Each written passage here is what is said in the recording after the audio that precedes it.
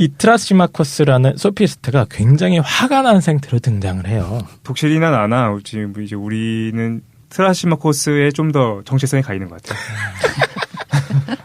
맞죠. 현대인들은 사실 이 감성이 맞아요. 그렇지. 근데 트라시마코스가 화가 난 이유가 뭐냐? 소크라테스가 웬 어리버리한 청년 하나 붙잡고 계속 이제 말 따먹기만 하고 있으니까 짜증이 나는 거예요. 그래서 등장하자마자 이렇게 얘기를 합니다. 아니 지금 두 사람은 아까부터 무슨 이런 거지 같은 소리만 하고 있습니까? 허튼 소리만 하고 있습니까? 소크라테스 선생. 두 분께서는 왜 그렇게 서로 양보하면서 사이좋게 어리석은 짓들을 하고 계시나요? 이렇게 얘기를 해요. 화가 난 거죠. 양보한 게 어리석다. 그렇죠. 그래서 트라시마코스가 그 여러분들이 얘기하고 있는 그 정의로움이란 건 이 개똥 같은 소리고 내가 한번 얘기해보리다라고 등장을 하는 겁니다. 그래서 굉장히 유명한 주장이 나오죠. 정의로움이란 더 강한 자의 이득이다라고 주장을 해요. 이야, 이 많이 앞서 있네. 근현대의 어떤. 그렇죠. 이 주장의 핵심은 뭐냐면, 그러니까 경험주의적인 일반화를 하는 겁니다. 야, 현실을 봐라. 전 세계의 모든 나라마다 딱 보면 권력을 잡은 사람들이 있지 않습니까? 소위 말하는 지배층, 기득권층. 근데 이 지배 계급들이 혹은 정권이 자기 이익을 목적으로 법률을 만들더라. 거의 마르크스. 그리고 이 법률에 따르는 것을 정의롭다고 공표를 하니까. 그렇지. 그리고 법률을 지키지 않으면 올바르지 못한 걸로 이렇게 처벌을 하는 그런 구조가 돼 있는데, 따라서 현실 사회에서 딱 보면 정의롭다 혹은 올바르다는 거는 뭐냐면 정권의 지배층의 이익일 뿐이다. 대단하다. 근데 이때 그 그리스에서 이미 많은 사람들이 토론을 하고 살았잖아요. 네. 이게 보편적으로 이런 주장도 있다는 걸 알고 있었을까요? 아니면 플라톤이 처음 생각을 한 걸까요? 그때 당시에 이제 이런 논의들이 많이 이미 있었다고 봐야죠. 대단하다, 진짜. 사실 인도에도 있지 않습니까? 이게 인간의 기본적인 사고 방식인 것 같아요. 그렇죠. 아니 막 억울한 일 몇 번 당하고 짜증나면 당연히 이런 생각 하잖아요. 그렇군요. 저 더러운 새끼들 이러면서. 그거는 맞지. 야, 대단하다. 근데 이제 그거를 조금 이제 철학적으로 정식화를 시킨 거죠. 그래서 이 주장에 따르면 정의롭다라고 하는 거, 우리가 일상적으로 정의롭다라고 하는 건 본질을 뜯어보면 개인한테는 손해입니다. 그러니까 남 좋은 일을 하는 거예요. 그렇네. 더 강한 자 좋은 일. 나한테는 손해가 되는 거고. 진짜 마르크스의 냄새가 강하게 나는 느낌이. 그래서 일단 중간에 잠깐 얘기를 드리면 여러분들은 이 주장에 대해서 어떻게 생각하십니까? 타당하다고 보십니까? 딱 몇 년치 신문만 딱 보더라도 부패한 권력자들이 어떻게 이 권력을 이용해서 법과 질서를 자기한테 유리하게 해먹는지 다 알고 있지 않습니까, 여러분들? 그렇지요. 예. 거기다 우리 최 사장님이 지난번에 그 근본이제 나왔었던 그 편에서도 노동자들이 열심히 일을 하는 것이 결국에는 남 좋은 일을 시킨 거다라고 얘기하셨었잖아요. 그렇지요. 자본주의 사회 전체가. 맞는 것 같아. 그러니까 다른 관점이지만 나 이 사람 말도 맞는 것 같아. 현상적으로 볼 때 맞는 현상이야. 현상적으로 볼 때. 정의를 비판적으로. 김도희님 뭐 다른 입장이세요? 아니 이게 어떻게 맞을 수가 있어. 현상적으로 봤을 때 당연히 맞는다는 그 말 자체가 성립할 수가 없는 것 같아요. 이거랑 똑같죠. 우리가 지금 사회에서 한국 사람들이 모두 살인하면서 살아요. 식인풍습을 가지고 있다 그러면 한국 사회는 식인풍습이니까 식인풍습이 정의야라고 말하는 거랑 다를 바가 없잖아요. 그렇지. 사실과 당위를 구분하지 않고 있어요. 그렇죠. 근데 바꿔 말하면 이게 너무나 우리가 먹고 살 때 아주 흔하게 하는 생각 패턴인 것 같아요.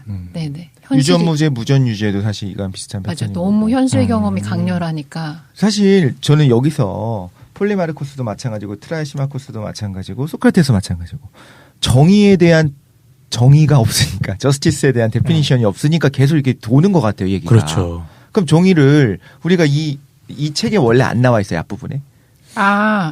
이 방식이 되게 좋은 것 같아요. 왜 그러냐면 저희가 정의란 무엇이야, 저스티스가 뭐야 라고 할 때 인간이 자기가 가지고 있는 가치관이 너무 다르단 말이에요. 그래서 철학적 방법 중에서 뭐가 있냐면 개념을 정화하는 방법이 있어요. 사람들이 가지고 있는 정의에 대한 관념이 너무 다르니까 서로 논의하면서 네가 가지고 있는 생각이 뭐가 문제가 있는지 논의하면서 우리가 궁극적으로 추구해야 되는 개념이 무엇인지에 대해서 토론으로 나가는 방식이 있는데 그러니까 처음부터 플라톤이 생각하는 정의관이 먼저 나오는 게 아니고 사람들이 흔하게 하면서 살고 사는 생각이 뭐가 문제가 있는지 검토하는 작업부터 먼저 해요. 네. 나중에 그럼 나오겠네요. 그렇죠. 네 번째와 다섯 번째 계단에서 만나실 수 있습니다. 우리 예전에 지대 넓이앗에서 정의를 얘기하면서 저는 최장님이랑 막 이런저런 얘기하다 이런 걸 얘기했던 것 같아요. 질문을 했었을 때 지금 우리 인류랑 전혀 상관없는 서로 어떤 상호작용을 할 수 없는 먼 곳에 행성이 있고 거기 안에 어떤 외계인들이 거의 뭐 구성 물질이 탄소가 아니라 아예 다른 걸 수도 있겠죠. 네. 얘네들이 문화가 생겨나고 문명이 생겨난다면 걔네들도 정의가 결국엔 약자를 돕는 쪽으로 갈 거라고 생각하냐. 그러면서 보편 정의가 존재하냐는 토론을 한 적이 있었거든요. 네. 약간 이런 관점으로 본다면 당연히 트라시마코스는 말도 안 되는 생각인 거고 그럼 여기서 플라톤이 추구하는 바 혹은 소크라테스가 추구하는 바가 지금 저희가 예전에 얘기했던 그 심지어 우주 건너편에 있는 다른 별에서도 다른 행성에서도 나타날 수 있는 보편 정의를 이야기하고 싶은 거겠죠? 네, 결국에는. 네. 근데 나는 일단 트라시마코스에 대한 내 생각을 좀 얘기하면 이게 되게 세련되지 않았습니까? 야, 그쵸? 정의가 뭐냐? 더 강한 자의 이득이다. 지배층의 이득이다. 그게 맞기도 해. 좀 그 구분을 좀 해야 되는 것 같아. 법 아니면 국가라는 어떤 사회 제도 있잖아요. 그거는 이게 맞아. 법이라는 게 무엇인가, 국가라는 게 무엇인가. 그건 어떻게 보면은 사회 기득권 아니면 권력을 갖고 있는 사람들이 자신의 이익을 대변하기 위해 만든 거야. 라고 볼 수 있다는 거지. 그런데 정의까지 여기에 넣을 수는 없는 것 같아. 정의로움, 도덕성, 윤리에 대한 거는 그걸 검증해주는 절차인 거니까 트라시마코스는 정의라는 것과 현상, 현실, 그리고 사실 그렇죠. 그 구분을 잘 못하고 있다라는 생각이 좀 들어요. 그 구분을 못하는 건지 아니면 아예 안 하는 일부러 안 하는 걸 수도 안 있어요. 하고 싶어 하는 건지. 예. 소크라테스의 방식으로 반박을 하자면 그러면 강한 자가 뭐냐라고 물어볼 수도 있겠죠. 지금 왜냐하면 비판적인 자세로 보면 기득권층을 지금 강한 자로 본 거잖아요. 네. 근데 우리가 흔히 말하는 정의라고 하는 거는 일반 시민들 뭐 혹은 그 민주주의 사회에서 어떤 다수가 될 거고 혹은 시민들이 될 거 아니에요. 그러면 그들의 뭐 이권을 보호해주고 뭐 이런 식으로 뭐라고 할까 천부 인권 보호해주고 뭐 이런 것들을 정의라고 흔히 우리가 생각을 한다면 그걸 강한 자라고 볼 수 있는 거죠. 시민. 그러니까 여기서 그거랑 비슷한 이제 논박이 뒤에는 나옵니다. 네. 예. 그러면 한번 조금 더 쫓아가 볼까요? 조금만 더 볼까요? 근데 어쨌든 그 최 사장님은 트라시마코스가 옳다. 이 세상 개판이고, 이거 뭐 다 내가 먼저 뒤통수 먼저 쳐야 된다 이런 겁니까 지금? 그 국가나 법이라는 거는 그런 측면이 좀 있는 것 같아. 네. 근데 이 트라시마코스의 주장이 저는 이게 단순히 현실을 반영하는 주장이라고 생각은 하지 않아요. 이건 좀 더 뭐라고 해야 될까? 굉장히 좀 강력한 어떤 뭐라고 해야 돼? 가치관 이런 걸 함축하고 있다고 저는 생각을 합니다. 힘의 의지 같은 건가요? 거의 비슷한 건데 이게 뭐냐면은 비꼰 줄 알았는데. 트라시마코스의 입장은 뭐냐면 도덕이라던가 법률이라고 하는 것들 있지 않습니까? 네. 이건 다 뭐냐면 개뻥이라는 거야. 상대적인 거다가 아니라 개뻥이다. 개뻥이야. 그냥 이건 기만하고 착취하기 위한 도구고 그 자체로 사악한 거라고 봅니다. 무정부주의자네. 그렇죠. 일종의 그렇게 되는 거죠. 그래서 이 세상은 뭐냐면 완전 정글인 거야. 잡아먹히거나 아니면 내가 잡아먹거나. 이 정글 속에서 선한 건 뭐냐면 내가 경쟁에서 이기는 겁니다. 그러니까 상대방을 먼저 잡아먹는 게 이기는 거야. 단순히 사실이 그러니까 눈에 보이는 사실이 그러니까 그런 거야라고 접근한 게 아니다라는 거야. 그러니까 일종의 굉장히 강력한 가치관을 사실은 함축하고 있는 거지 이 사람이. 어떤 존재론적인 측면에서 예. 우리 세계 자체가 원래 그런 거다. 야, 우리 이 세상 지금 그 정글인데 너 거기 구조가 가만히 원래 있으면 그렇다. 잡아먹혀. 이 얘기를 하고자 하는 겁니다. 그러면 이 입장에서는 정의를 구현한다라고 하는 게 이 사람 입장에서 네. 그리고 현상적으로 정의를 구현한다라고 하는 거는 기득권의 이익 쪽으로 간다를 얘기하는 아니요. 거예요? 제일 좋은 방법은 뭔지 압니까? 내가 최순실이 되는 거죠. 내가 최순실이 돼서 생존과 어떤 성공을 위해서는 어떤 수단과 방법도 가리지 않고 하는 게 올바르다고 보는 겁니다. 이 사람은. 그래서 내가 권력을 조금이라도 잡으면 또 그걸 최대한 활용해갖고 내가 갖고 싶은 거 있죠. 부, 네. 명예, 쾌락 이런 걸 마음껏 얻는 거. 이게 제일 좋은 삶이 되겠죠. 그래도 정의지. 그죠? 그것도 그 사람 입장에서는 정의로운 거예요. 비판이 아니었구나. 그래서 사회를 비판한 게 아니라 내가 그렇게 되겠다였어. 네, 이러한 주장을 뒷받침하는 근거로 트라시마코스가 굉장히 다양한 현실 사례들을 계속 얘기를 합니다. 뭐가 있냐면 그러니까 올바르게 사는 사람들 봐라. 다 병신같이 불쌍하게 살지 않냐. 이런 얘기도 하고요. 또 상호 계약 관계를 이렇게 맺고 일 처리를 할 때 먼저 뒤통수 치는 놈이 무조건 이익이다, 이건. 선빵이 이익이다. 그렇죠? 예. 또 세금 얘기도 해요. 야, 세금 낼 거 다 내면서 장사하면 너 어떻게 장사하냐. 어떻게든 속여서 세금을 한 푼이라도 안 내는 게 그게 네가 이기는 거야. 그게 이득이야. 이런 얘기도 하고 또 도둑질도 작게 해서 걸리면 처벌받지만 아예 크게 하는 거예요. 나라를 뒤엎어버리면 아예 그냥 뭐 전두환 씨처럼 나라를 아예 드러내버리면 그럼 자기가 절대 권력자로서 정의로움을 쟁취할 수 있는 거 아니겠습니까? 트라시마코스의 주장은 사실상 극단적인 이기주의를 함축하고 있다고 볼 수 있습니다. 그러니까 오직 나와 가족 그리고 조직의 이익 추구하는 게 올바른 삶이다라는 거죠. 그래서 그 플라톤 문헌에도 계속해서 나오는 단어가 뭐냐면 플레오넥시아라고 그래요. 플레오넥시아. 그 번역하면 탐욕입니다. 그러니까 내 분수보다 더 많은 것을 원하고자 하는 그런 탐욕. 그걸 플레오넥시아라고 하는데 트라시마코스에 따르면 이 탐욕을 최대한 추구하는 게 제일 좋은 삶의 자세가 되는 거죠. 왜냐? 좀 이상한 애구나. 네. 아까 마르크스랑 연결시키는 건 안 될 것 같아요. 케팔로스, 마르크스는 오히려 비판하고 싶었던 그러니까 비판했다고 싶은데. 케팔로스보다 오히려 저는 퇴보한 것 같은데요. 이렇게 얘기하면. 케팔로스는 적어도 친구한테는 잘해준다가 있었는데 얘는 친구고 뭐고 없고. 친구가 뒤통수 제일 잘 까요. 그러니까.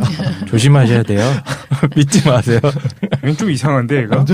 좀 많이 이상하네. 아니면 그럴 수도 있어. 중2병이야. 실제로 트라시마코스가 얘기한 거랑 다르게 이걸 적은 거는 지금 플라톤이니까.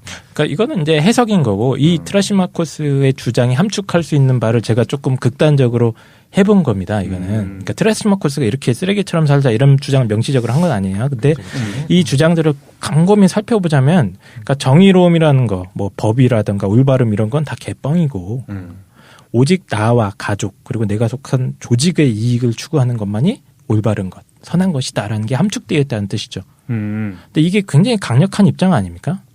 안 강력해 보여요. 근데 그래요?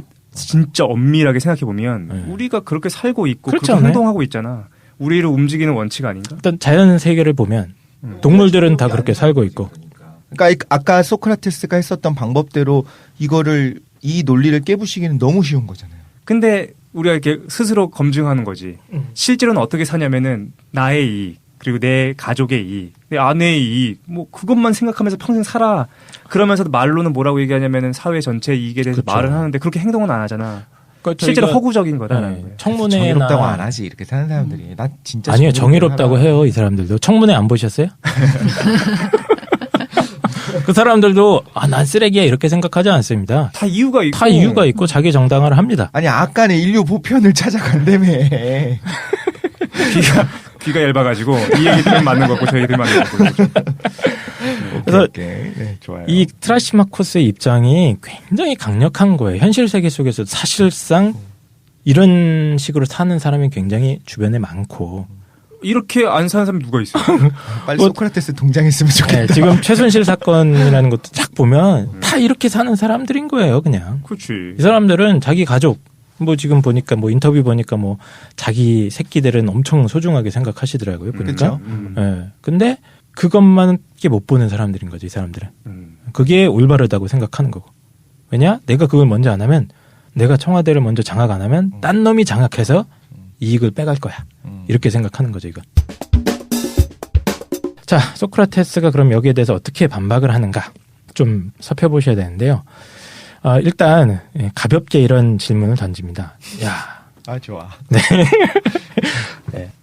아까 뭐 그 정의라는 게 이제 지배자, 강자 이익이라고 했는데 그 지배자라는 놈도 실수를 할 수 있지 않느냐 이런 얘기를 해요.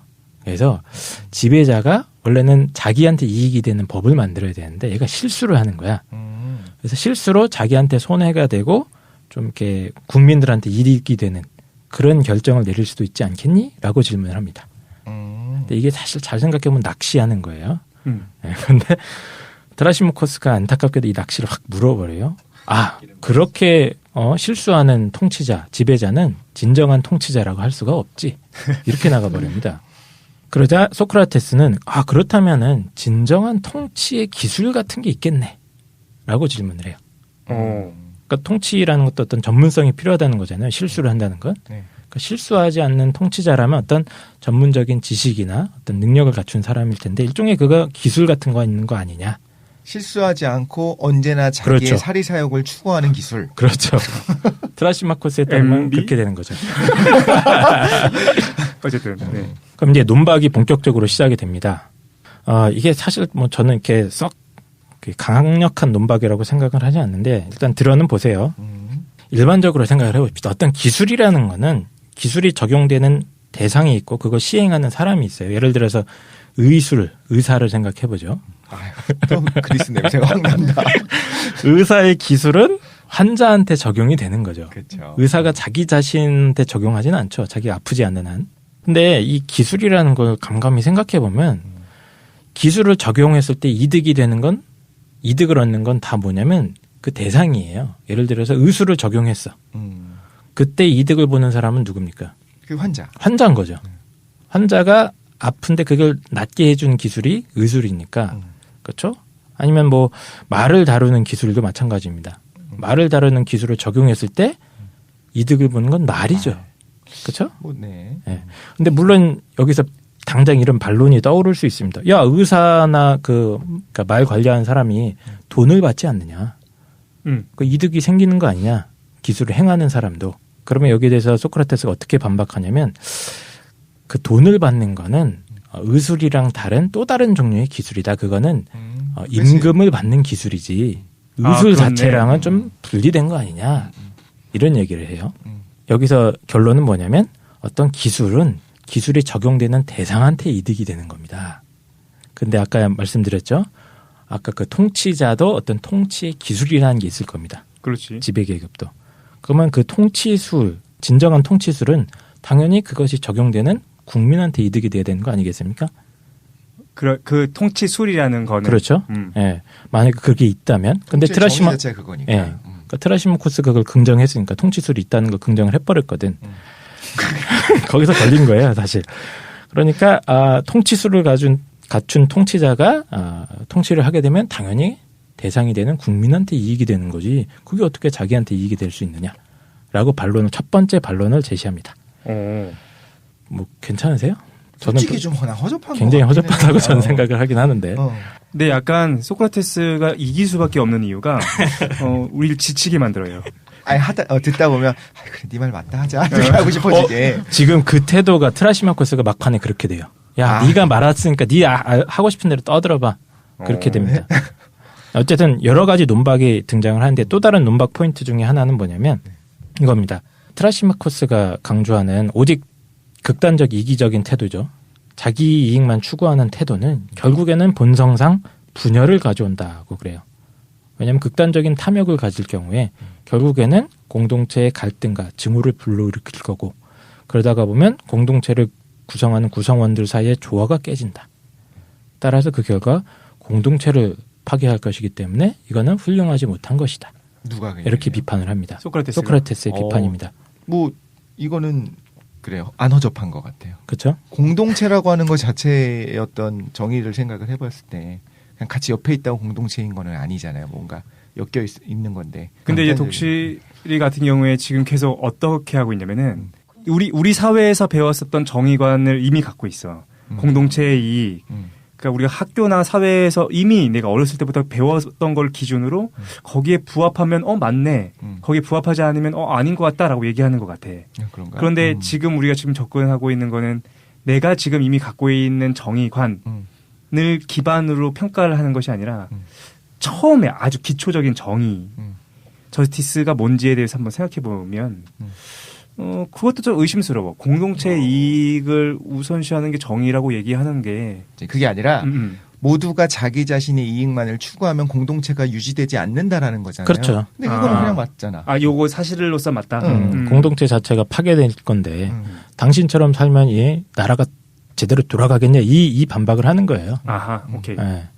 자, 그렇습니다. 어쨌든 트라시마코스에 대해서 논박하는 게 이것보다 더 길고요, 더 많은데 트라시마코스가 이제 막판에는 말이 막혀가지고 짜증을 내기 시작합니다. 일단 자기 자신을 놓쳐. 그래서 네 하고 싶은 대로 떠들어 보셈 이렇게 돼버립니다. 그래서 이게 지금까지 논의했던 내용이 뭐냐면 그 플라톤 국가의 1권에 해당되는 내용이에요. 1권, 첫 번째 권에 해당되는 내용인데 그 소크라테스한테 이제 그 트라시마코스가 논박을 당하긴 하고 또 말싸움에 지긴 했습니다만 이게 인정을 안 합니다. 트라시마코스가. 계속 개겨요. 네. 그래서 사실상 이 트라시마코스가 제가 아까 중요한 인물이라고 했는데 사실 이 사람의 주장이 그렇게 간단한 주장이 아니에요. 상당 부분은 현대의 어떤 정치 철학이랑도 맞닿아 있는 부분들이 꽤 있고요. 또 가장 사람들이 본능적으로 인정할 수 있는 어떤 가치관을 함축하고 있다고도 봅니다. 그러니까 그 생존이 짱이다. 이 정글에서 이기는 게 짱이다. 이런 가치관까지 함축하고 있기 때문에 이게 이 정도 논박 가지고는 이게 처치가 안 되는 거야. 네. 그래서 그 논박수를 아무리 써도 트라시마코스가 설득이 안 되니까 이때서 이제 소크라테스가 새로운 방법을 시도해보자라고 합니다. 그래서 그 방법이 뭐냐면 지금부터 이제 본격적으로 플라톤의 국가가 시작이 된다라고 보시면 되는데 아예 한번 이상적인 국가를 한번 가상적으로 만들어보고 그 안에서 진짜 정의로운 게 뭔지 찾아보자 이런 기획을 하는 거죠. 그래서 거대한 프로젝트인데 지금까지 내용이 1권이라고 하지 않았습니까? 네. 그러면 이 뒤에 9권이 더 있죠. 네. 사실상 이 9권이 왜 쓴 거냐면 이 트라시마코스의 도전에 대해서 플라톤이 체계적으로 대답하기 위해서 이 9권이 나온 거라고 보시면 됩니다. 네. 최종 보스네요. 어떻게 보면. 그래서 트라시마코스의 얘기가 그렇게 간단한 주장은 아니다라는 거죠. 그래서 지금까지 저희가 한 2번째 계단까지 이제 겨우 올라왔는데요. 3번째 계단부터 시작해 보도록 하죠. 자, 이제 플라톤 국가를 이해하기 위한 3번째 계단에 올라섰습니다. 여러분들은 아까 이제 그 케팔로스 영감 부자 그리고 이제 트라시마코스를 만났는데요. 이번에는 글라우콘과 아데이만토스 형제를 만납니다. 네. 이제 두 사람은 실제로 플라톤의 친형님들, 좀 나이 차이가 많이 났다 그래요. 근데 여기서 이제 소크라테스 추종자로 등장을 하는데 그 트라시마코스가 일단은 막 그 불만이 가득 찬 채로 일단 물러납니다. 이제 퇴장. 여기서부터가 이제 2권, 플라톤 국가 2권의 시작 부분인데요. 이 대화를 쭉 듣고 있던 그 글라우콘이 등장해가지고 또 새로운 문제 제기를 합니다. 방금 전에 트라시마코스의 주장은 요약하자면 뭐냐면 정의로움이라는 거는 강자, 지배 계급의 이익이기 때문에 그 자체로 악이라는 주장이에요. 예. 근데 그러니까 나한테 악이라는 거죠. 나한테. 정의로움이라는 건. 근데 글라우콘은 이렇게 주장합니다. 제가 생각하기에 정의로움이라는 건 악까지는 아니고 그 자체로 악한 건 아니고 선한 건 좋은 것 같긴 하다. 선이라고 생각을 한다. 근데 그것은 그 자체로 좋은 게 아니라 그 결과 때문에 좋은 것이다라는 주장을 펼칩니다. 그러니까 뭐냐면 그 자체로 좋은 것이 뭐가 있을까요? 각설탕 같은 거? 예. 맛있잖아요. 영양 보충도 되고. 네네. 근데 그 주사 같은 거 어떻습니까? 아프잖아요. 그거 맞으면. 그 자체로는 고통이 발생하니까 좀 안 좋은데 그 결과가 나의 몸에 좋으니까 맞는 거 아니겠습니까? 각설탕도 물 자체로 보면은 그걸 선하다고 볼 수는 없고 먹었을 때 우리가 달콤하게 느끼고 그렇죠. 근데 뭐 예를 들어서 뇌에서 이제 기분 좋게 만들고 쾌락이 발생하죠. 네. 근데 이런 거는 자체적으로 선한 걸 것 같은데 건강, 부 그런 예시를 들지 않나? 건강 부가 어떻게 자체적으로 선? 용기 그게 그 자체적으로 선한 거다라고 얘기할 것 같은데 그렇지 않아요? 뭐 그럴 수도 있고요. 근데 어쨌든 간에 이제 좋은 것들, 선한 것들도 두 종류 정도로 이렇게 나누는 거예요. 그러니까 그 자체로 좋은 게 있고 결과 때문에 좋은 게 있고. 예. 그래서 그럼 왜 이 정의로움이 그 결과 때문에 좋은 놈이냐? 그 자체로는 나쁘지만 그걸 설명하기 위해서 글라우콘이 굉장히 재밌는 얘기를 시작합니다. 이게 이제 일종의 사회 계약설, 계약론적 윤리를 이야기를 하는 겁니다. 원래 자연 상태, 글라우콘에 따르면 원래 자연 상태에서는 그냥 막 사는 거, 이기적으로 사는 게 최고야.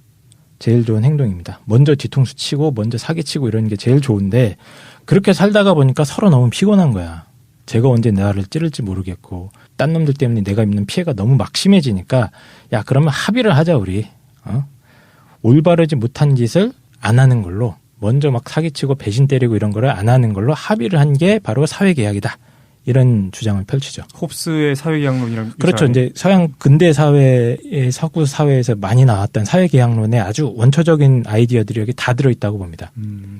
그래서 사람들이 이 법률 도덕을 만들었는데 이거 왜 만들었냐? 그 자체로는 법이나 도덕은 그 자체로는 사실은 나쁜 거예요. 왜냐하면 개인의 이익이나 자유를 침해하는 거니까. 그 자체는 폭력인데, 근데 이제 법이나 도덕을 지키지 않으면 처벌받고 또 지키면 사회 전체적으로나 개인한테도 보상이 있으니까 그 결과 때문에 사람들이 이것을 억지로 지키는 거다라고 주장을 합니다. 그래서 정의로움이라는 건 그 자체로 좋은 게 아니고 결과로서만 좋은 것이다. 그럴싸한데. 그래서 이 글라콘이 어떻게 주장하냐면 사람들은 근데 탐욕적이기 때문에 이 정의로움을 갖다가 할 수만 있으면 안 지키려고 할 것이다라는 주장을 펼쳐요. 그래서 그 사례로 드는 게 뭐냐면 그 유명한 기게스의 반지라는 얘기가 여기서 나옵니다. 아. 그래서 이게 이제 반지의 제왕? 그렇죠. 영화 속에서도 이제 모티브가 된 건데 절대 반지 끼면 그 뭡니까? 프로도입니까? 그게 골룸이요? 프로도지 프로도. 네, 프로도가 안 보이잖아요. 투명 인간이 되잖아요. 그렇죠. 예, 그 모티브가 여기서 등장을 해요.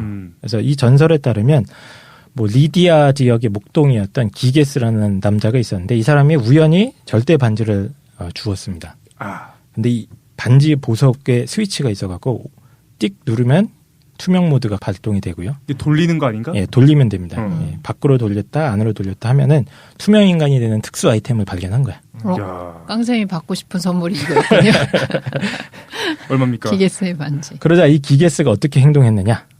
막 갑자기 착한 짓을 하고 기부하고 다녔냐? 그게 아니고 온갖 악행을 저지르기 시작해요. 그래서 왕궁에 침입해가지고 왕비와 간통을 하고 그 왕을 때려잡아서 죽여버리고 자기가 왕궁을 장악해서 부와 권력을 막 차지하기 시작합니다. 이런 전설을 얘기를 해요. 갑자기 궁금한데 기게스의 반지를 뭐 할 거냐고요? 주웠어. 뭐 할 겁니까? 식상하다. 그렇죠. 이것도 중요한 질문이에요. 이거 실제로 가졌다고 생각해 봅시다. 법대로 살 사람이 있습니까? 그 상상을 하는 순간부터 불법적인 걸 생각하겠죠. 어떤 불법적인 걸 해볼까요? 일단 은행을 가겠죠. 그렇죠? 은행을 가서. 독실이 뭐 할 겁니까? 예전에 비슷한 이야기를 했을 때, 그러니까 제 얘기는 아니고 누군가 생각했던 게. 그래, 그렇게 다른 사람 얘기라고 생각해줄게. 빨리. 아니, 진짜 다른 사람 얘기라고 해야 돼. 왜냐면 누군가는 그런 거를 얻었을 때, 이거 좀 방송에 나갈라나? 청와대로 가겠다라는 사람이 있었어요. 이 사람은 어떻게 보면 자기 사리사욕을 채우는 건 아닐 수도 있지. 그러니까 정말 미운 누군가를 때려잡기 위해서 가자. 그러니까 사람들이 분노가 이제 쌓여있고 답답함이 쌓여있으니까. 그럴 수도 있죠. 그러니까 반지를 끼고 내가 싫어하는 놈들을. 그렇지. 근데 그 싫어하는 게 나한테 악한 짓을 했던, 뭐 흔히 뭐 개인적인 보복을 하러 혹은 복수. 뭐 은행을 털러 이게 아니라 너네 정치 똑바로 안 해. 그러면서 뭐 그 국회를 가겠다. 뭐 이런 사람들, 뭐 청와대를 가겠다. 이런 사람들이 있거든요. 그러니까 그럼 독실님은 그 절대 반지를 얻으면 슈퍼 히어로가 되겠다. 그러니까 이게 제가 하고 싶은 말은 뭐냐면 절대 반지를 얻었을 때 누구나 보편적으로 당연히 은행부터 터는 거는 아닐 수도 있다는 생각을 하는 거예요. 뭐 예를 들면 남자들 같은 게 우스꽝스럽게 그런 거 얻으면 여탕 먼저 갈래 뭐 이런 사람들도 있잖아요. 그 뭐 10대들은 그런 식으로 이제 웃긴 생각들을 하겠죠. 20대가 되면은 뭐 어디를 털겠다 이게부터 할 것이고 그런데 그렇지 않을 수도 있지 않을까요? 정의로운 걸 먼저 생각하는 사람도 있을 것 같아요. 알겠습니다. 어쨌든 독실님은 슈퍼 히어로가 되는 길을 선택하시겠다. 저는 모르겠어요. 은행부터 가야지. 은행부터 일단 가는 거 아닙니까? 그렇지. 네. 은행 안 가도 되는 게 그 반지가 계속 나한테 항구적으로 있을 거라면 뭐 은행 뭐하러 가? 그렇네. 은행이 아니라 직접 물건을 취득하면 되는구나. 그런 방법도 그 있습니까? 생각을 못했구나. 근데 그것도 굉장히 비효율적인 방법인 게 내가 계속 가서 뭔가 노동을 해야 되니까 제가 봤을 때는 일단 그 땅 문서, 집 문서를 싹 훔치는 게 낫지 않나? 요즘 집 문서가 어디 있어? 부동산. 집 문서 없습니까? 누구나 집 문서 있잖아요. 집 문서. 김도희는 뭐 할 겁니까? 기계세 반지 있어. 지금 말씀하시는 동안 생각해봤는데 전혀 하고 싶은 게 없어요. 근데 좀 그런 것도 없지 않아 있는 것 같아요. 별로 하고 싶은 게 없어. 좀 그게 챙기나. 이 양반들이 권력을 못 잡아봐서 그래. 근데 그게 이제 내가 언제든지 원하면 아무거나 할 수 있다라는 그 가능성을 가지고 혼자 기분 좋게 살 것 같아.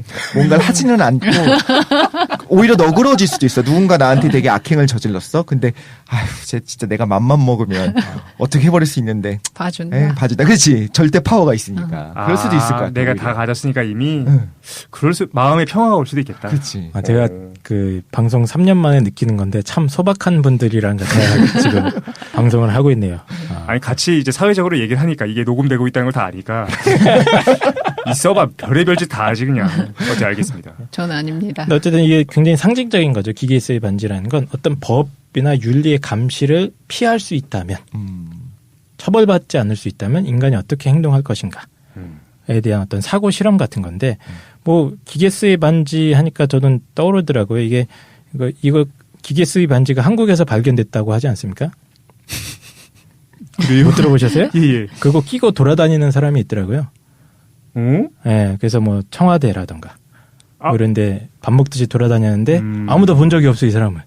그렇네. 아무도 예. 알지 못합니다. 그리고 아무리 봐도 뭐 고위급 공무원이나 뭐 대학 교수님들이 수도 없이 만나고 전화 통화도 하고 이런 기록은 있는데 아무도 본 적이 없다. 야, 이게 그렇군요. 진짜 기계스의 반지죠.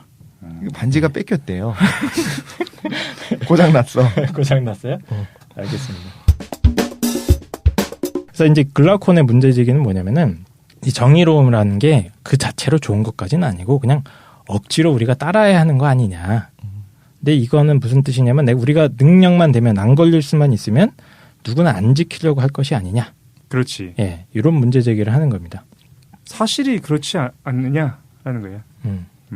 트라시마코스의 주장을 약간 약화시킨 거죠. 그냥 정의로움이 완전 개뻥은 아니야. 개뻥은 아니고 도움은 돼 우리 사회를 유지하는데. 왜냐하면 이제 너무 개판이면 안 되니까 사회계약 같은 걸로 묶어놨는데 이 사회계약을 지키는 건 우리가 억지로 해야 되는 거 아니냐. 본성상 네, 우리는 본성상. 권력이나 고난이 주어지면 그걸 지키지 않으려고 할 거다. 왜 어렸을 때 학교에서 이제 자유와 책임 같은 거를 하면서 방종, 자유와 뭐 방종의 차이 이런 걸 하면서 비슷한 이야기들을 했었던 것 같아요. 누구나 자유롭게 하고 싶은 걸 다 할 수 있는데 그러다 보면 서로의 자유를 침해하고 피해를 주게 되니까 남에게 피해를 주지 않는 선에서 최대한의 자유를 이제 추구하잖아요. 근데 이 말이 그건 거잖아요. 자유롭고 싶은데 남에게 피해를 주지 않는 선이라고 하는 그 선이 정해져 있는 것 자체가 지금 어떻게 보면 남에게 피해를 주지 않는 선에서의 자유는 완전한 자유는 아니잖아요. 근데 그 결과를 얘기하는 것 같아요. 여기서 말하는. 인간의 기본적인 큰 두 관점인 것 같아. 사회적인 것과 그다음 개인의 본성적인 것. 충돌하겠지. 자, 그래서 지금 조금 정리를 한번 해보겠습니다. 지금까지는 사실 플라톤이 자기 얘기를 한 건 아니에요. 한마디도 없어요. 자기 얘기는 거의 안 했고 남들 이야기를 비판만 하는 부분입니다. 그래서 세 가지 계단을 올라왔는데 첫 번째 계단은 케팔로스와 폴레마르코스 이 부자 이야기입니다. 이거는 정의란 무엇인가에 대한 좀 그 통속적이고 전통적인 어떤 가치관, 무비판적으로 사람들이 믿어오는 그런 가치관을 상징한다고 보여질 수 있고요. 트라시마코스의 정의관은 뭐냐면 정의라는 건 그냥 그 자체로는 나쁘다는 거예요. 왜냐하면 강한 자의 이익을 위한 허구니까. 그러니까 정의롭지 않게 그냥 막 사는 거. 내 이기심을 추구하면서 이기적으로 극단적인 이기주의로 사는 게 가장 올바른 삶이라는 주장을 함축하고 있습니다. 그 다음에 세 번째 계단 글라우콘의 주장은 뭐냐면 중간인 거죠. 일종의. 정의로움이 아주 악한 건 아니야. 그 자체로 선한 건 있어요. 결과적으로. 그걸 지켰을 때 우리가 보호받을 수는 있는데 사실상 그거는 그 정의로움이라는 건 아픈 주사와 같아서 내 권리를 침해하고 내 개인의 자유나 이런 걸 제한하는 나쁜 거다. 하지만 결과가 좋아서 그냥 억지로 지키는 거다. 이런 입장인 겁니다. 그럼 지금까지 검토해 본 게 이 세 가지 정의에 대한 서로 다른 입장들인 겁니다. 네. 그리고 지금까지 한 작업이 뭐냐면 아까 김도희님이 굉장히 이야기를 잘 해주셨는데 이제 정화하는 작업 비슷한 거예요. 상대방들이 다른 사람들의 정의에 대해서 이렇게 이런 생각들을 가지고 있는데 뭐 이게 나름대로 다 굉장히 강력한 관점들이죠. 트라시마코스의 관점도 의미 있는 이야기가 될 수 있고요. 그렇지. 글라우콘이 제기한 문제는 사회계약론입니다. 사실상 이거는. 그리고 오늘날 국가 체제나 이런 게 정치 질서 이런 게 핵심 중에 하나가 사회계약론적 이념 같은 거 아니겠습니까? 그죠. 그러니까 이런 거랑 다 연결되어 있는데 소크라테스가 보기에 이게 다 뭔가 문제가 있고 불완전하다고 보는 거예요. 글라이콘이 했던 거에 대한 반박은 안 해주셨어요 아직. 그 반박을 이제 지금부터 시작을 하는 겁니다. 오케이. 그 반박의 내용의 핵심은 뭐냐면 소크라테스, 그러니까 플라톤이 보기에는 정의로움이라는 건 그 자체로 좋은 거라는 거예요. 그 자체로도 좋고 그걸 지켰을 때 결과도 좋은 것이다. 그래서 소크라테스의 주장은 이 정의로움이라는 게 그 자체로 좋고 결과적으로도 좋은 거. 그걸 지켰을 때 결과적으로도 좋다는 겁니다. 그래서 그럼 그 이유를 설명하기 위해서 앞으로 이 플라톤이 엄청나게 긴 여행을 떠나게 돼요. 문서량으로 치면 약 450페이지. 한글 번역본으로 보면 제가 갖고 있는 책으로. 그리고 대화편에 혀가 길다. 예, 혀가 굉장히 길죠. 예. 2권 후반부부터 10권까지 내용이 이제 왜 정의라는 게 그 자체로 좋은 걸 수밖에 없는가에 대한 증명 작업을 하고 있다고 보시면 됩니다. 이제 뒤에 플라톤 이야기로 본격적으로 넘어가기 전에 사실 지금 제가 앞에 정리한 이 부분은 일반적인 어떤 뭐라고 해야 되나요? 개론서, 철학 개론서 이런 데는 잘 안 나와요. 해설이 안 돼 있습니다. 잘. 오히려 그 뒤에 것만 많이. 그렇죠. 뒤에 거. 뒤에 거는 여러분들 다 알고 있는 거예요. 그 윤리와 사상? 아니면 저는 도덕 교과서였는데 윤리. 네, 윤리였나요, 저희는? 네. 윤리 교과서에 다 나오는 내용입니다. 플라톤 사상 핵심 뭐 해가지고 뭐 사주덕 해갖고 기억나실라나요? 그렇죠. 사주덕, 플라톤의 사주덕, 지혜, 용기, 절제, 정의 뭐 해가지고 이런 게 있었어요. 그 내용들은 교과서에 나올 정도로 유명한데 이 앞부분, 그러니까 소크라테스의 입을 빌어서 상대방 입장대로 이렇게 논박하는 부분은 사실 잘 다뤄지지가 않습니다. 그렇죠. 예, 왜냐하면 이건 자기 플라톤 사상은 아닌 부분이니까. 근데 이제 저는 이 부분을 왜 좀 길게 다뤘냐면 어떤 의미에서는 이제 저는 이 앞부분이 더 중요할 수도 있다고 봐요. 왜냐하면 이 뒷부분은 플라톤의 대답이나 생각은 오늘날 시각으로 보면 좀 이상한 것도 많아요. 뭐 이런 현실 가능성 없는 개소리인가 아니면 너무 나이브하지 않은가 이런 생각도 좀 들기도 하고 그런데 이 앞부분에서는 플라톤이 어떤 문제의식을 가지고 어떤 적들과 싸우려고 했는지를 갖다가 잘 보여준다고 봅니다. 근데 우리 현대인들의 관점에서 조금 주의 깊게 봐야 될 건 바로 이 문제의식들이라고 저는 생각을 하거든요. 그러니까 플라톤이 극복하고자 했던 건 뭐냐면 첫 번째 정의란 무엇인가에 대한 아주 무비판적인 생각들이에요. 그냥 동네 형님들이 맥주 한 잔씩 하면서 하는 야, 너 이렇게 살아야지 마. 너 그렇게 살면 안 돼. 이런 얘기들 훈계들 많이 듣지 않습니까? 그렇죠. 근데 그런 것만 가지고는 조금 불충분하다는 게 플라톤의 생각인 것 같고요. 또 두 번째는 개인의 탐욕을 최고의 가치로 두는 어떤 극단적인 개인주의도 플라톤이 극복하려고 했던 것 같아요. 자기가 보기에 그건 정말 이 사회를 다 망가뜨리고 개인의 영혼까지 망가뜨린다고 나중에 하거든요. 그런 거기 때문에. 근데 이제 문제는 플라톤이 느꼈던 이런 문제의식들이 저는 오늘날에도 계속 반복된다고 저는 생각을 합니다. 조금도 변하지 않은 것 같다. 거의 변하지 않고 계속 반복되고 있는 문제의식들이고 그래서 소위 뭐 우리가 뭐 고전을 읽는 건 뭐 현대에도 뭐 고전 속에서 지혜를 찾을 수 있기 때문에 이런 얘기를 하는데 그 의미를 발견하고자 한다면 이런 부분을 좀 더 잘 꼼꼼하게 읽으면 좋다고 생각을 해요. 그래서 제가 좀 길게 플라톤 대화편의 1권과 2권 첫 부분을 조금 다뤄봤습니다. 그럼 이제 본격적으로 플라톤이 무슨 대답을 내놨는지를 얘기하도록 하겠습니다. 이거 별로 안 어려워요. 오히려 더 짧게 정리할 수도 있는 부분입니다. 그래서 플라톤 국가의 네 번째 계단으로 올라가도록 하겠습니다. 네. 여기서부터 이제 여러분들이 플라톤의 그 유명한 이상국가론을 만나게 됩니다. 이상국가. 여기서부터 플라톤이 하는 작업은 뭐냐면 정의로운 게 그 자체로 좋은 거다는 걸 증명하고 싶은 거예요. 결과적으로만 좋은 것뿐만이 아니라 그 자체적으로 좋은 거다를 증명하고 싶은 건데 그걸 위해서라면 일단 정의가 뭔지 얘기를 해봐야겠죠. 그렇지. 다른 사람도 그걸 먼저 했어야 됐어. 그래서 지금부터 이제 정의가 무엇인지에 대한 규정이 드러나는데 여기서 재밌는 건 뭐냐면 보통 이제 정의롭다 하면은 개인적인 차원에서 정의로움을 많이 생각을 하는데 플라톤은 갑자기 이 개인적인 차원에서의 정의로움에 대해서 얘기하기 전에 먼저 국가적인 차원에서 정의로움을 먼저 살펴보도록 하자 이런 제안을 해요. 근데 이게 플라톤이에요? 소크라테스예요? 소크라테스의 입을 빌린 플라톤이에요. 그렇죠. 그렇지. 네. 오케이. 그래서 왜 그러냐 그랬더니 자기가 보기에 이 개인적인 차원의 정의나 국가적인 차원의 정의로움이 큰 차이는 없는 것 같은데 개인적인 차원의 정의로움은 좀 작은 글씨로 쓴 것 같아서 잘 안 보인다. 큰 차원에서 국가적인 차원에서의 정의로움이 좀 더 명확하게 드러나니까 이것부터 살펴보자 하고 퉁치고 넘어갑니다.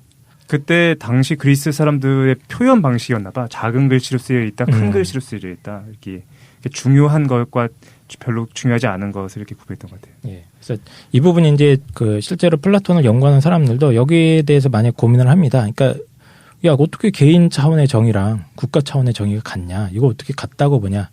현대적 관점에서는 국가 차원의 정의라는 건 아예 없다고 보죠, 그냥. 그런 관점도 외교 같은 거 할 때 성격이 좀 자국 다르죠. 위주로 가는 거지. 뭐 예를 들면 미국이 세계의 경찰 노릇을 정말 하는 거고 그건 세계 정의를 위해서야라고 믿는 사람은 많지 않잖아요. 그리고 또 오늘날 관점에서는 뭐 개인 차원의 정의로움이나 윤리 같은 경우 그냥 이건 개인적 신념의 문제다. 그렇지. 이렇게 생각 많이 하죠. 남에게 피해만 주지 않으면 그렇죠. 뭐 이런 식으로. 네 맘대로 사는 거지. 근데 국가 뭐 정치 방식 이런 거에서의 정의는 개인과는 분리해서 생각하는 완전히 분리해서 생각을 하는 그런 전통이 남아 있는데 이상하게 이 사람은 이 두 가지를 같이 놓고 봅니다. 그래서 이게 어떤 의미인지는 조금 이따가 설명을 하기로 하고 일단 따라가 보도록 하죠. 플라톤의 이상국가 설계를 한번 보도록 하겠습니다. 여기서부터는 일종의 사고 실험 같은 걸 하는 거예요. 이걸 좀 나쁘게 보면은 뭐 이런 나이브한 상상을 하나 이렇게 얘기할 수도 있는데 좀 복잡한 현실을 단순화시켜서 국가 구성의 아주 필수적인 요소들을 갖다가 좀 이렇게 단순화시켜보는 겁니다. 그래서 이걸 가지고 한번 정의로운 국가의 모습이 뭔지 한번 탐구해보자, 상상해보자라는 건데요. 사람들은 다양한 욕구가 있지 않습니까? 그렇습니다. 그래서 이 욕구를 충족하기 위해서는 결국 모여 살 수밖에 없다 이렇게 봅니다. 그러면 이 사회 공동체를 유지하기 위해서 그 유명한 이제 세 계급론이 나오는 건데 이 부분에서 이 공동체를 안정적으로 유지하려면 결국에 우리 사회는 세 가지 계급으로 분화될 수밖에 없다라는 주장을 펼치는 거예요. 그래서 첫 번째 계급이 생산자 계급이죠.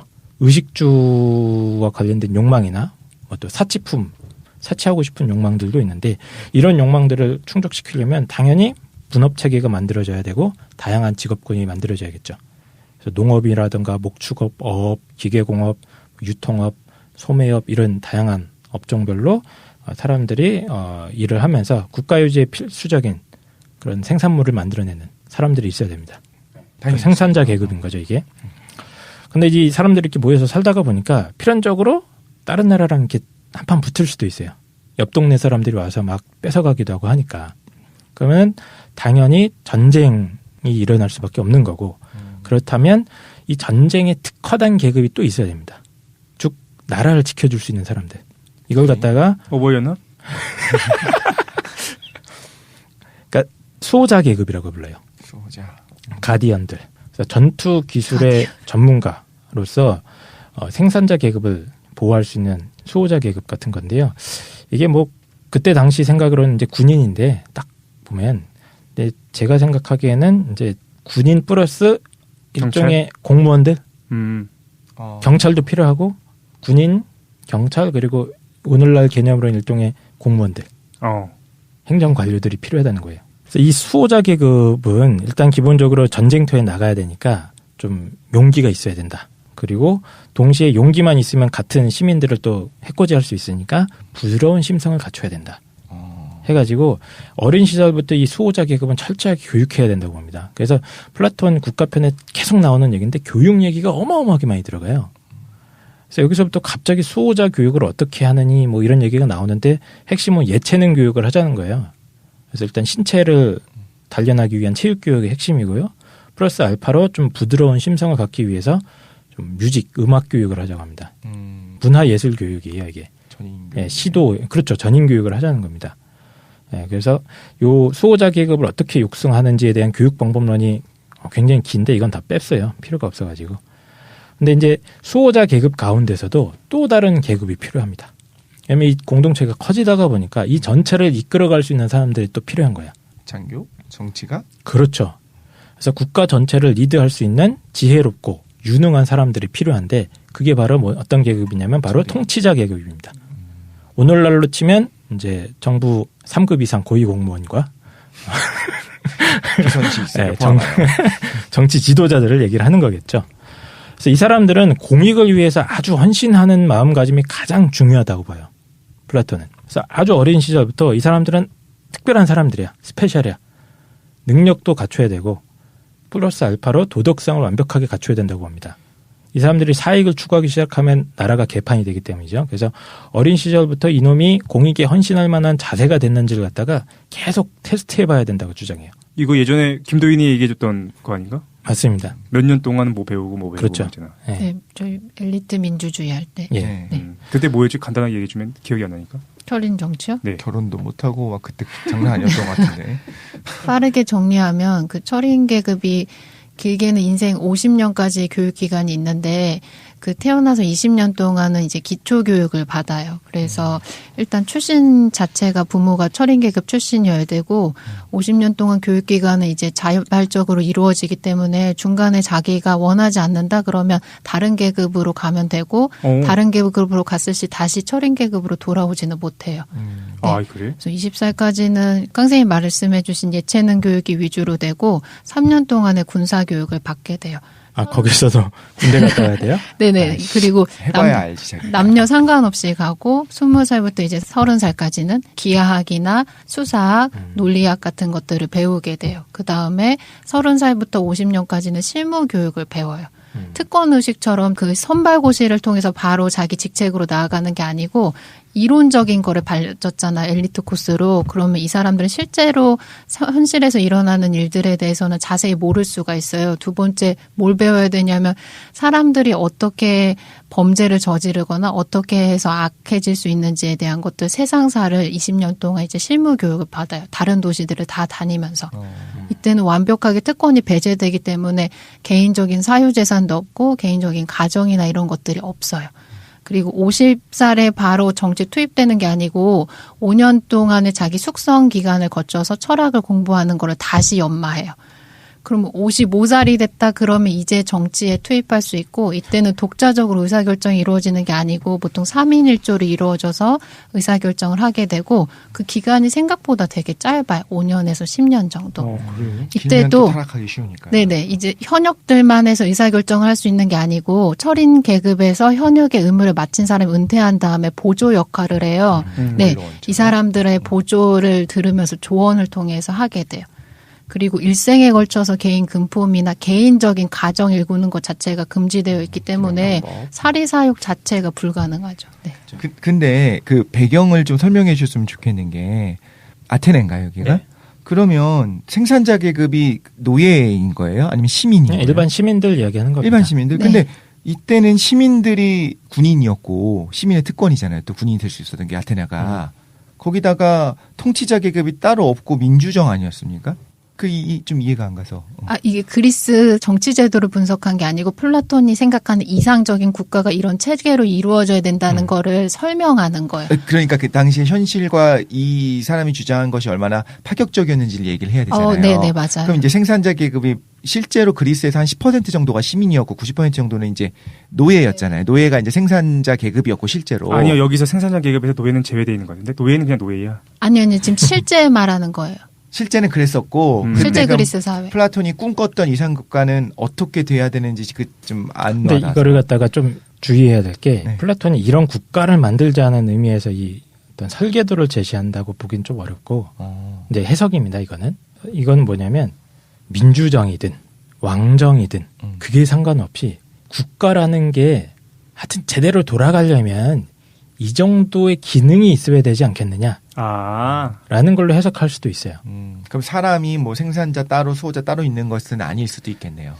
일단은 따로 배치는 되겠죠. 왜냐하면 전문화를 시키는 게 더 사회 전체적으로 유리하니까. 그러니까 예를 들어 시민군이 그 시민들이 평소에는 농사 짓고 전쟁터에 나가서 싸우는 이런 체제도 있습니다. 이거는 사실 그렇게 바람직한 건 아니잖아요. 그렇죠. 펠로폰네소스에서 보면은 경험했잖아. 이미 그걸로는 맨날 질 수밖에 없는 거예요. 그러니까 제일 좋은 건 아예 상비군 수호자 계급이 따로 탁 돼 있고 얘네들이 그 훈련만 쫙 하고 생산자들은 생산자의 기능만 쫙 하고 통치자들은 이 아이들을 갖다가 잘 이끌어 나가는 요 기능이 갖춰지는 게 가장 기본적이라는 거예요. 기본.